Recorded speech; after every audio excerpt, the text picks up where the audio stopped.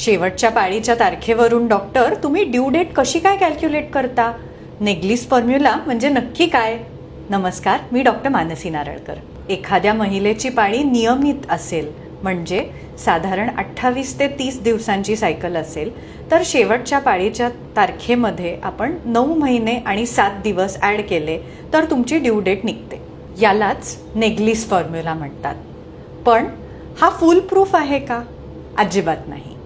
तुमची जर पाळी अनियमित असेल किंवा एखाद्या महिन्यात जर का ओव्ह्युलेशन थोडंसं पुढे मागे झालं असेल किंवा तुम्ही IVF ट्रीटमेंट घेऊन जर का प्रेग्नंट राहिला असाल तर तुमची ड्यू डेट बदलू शकते.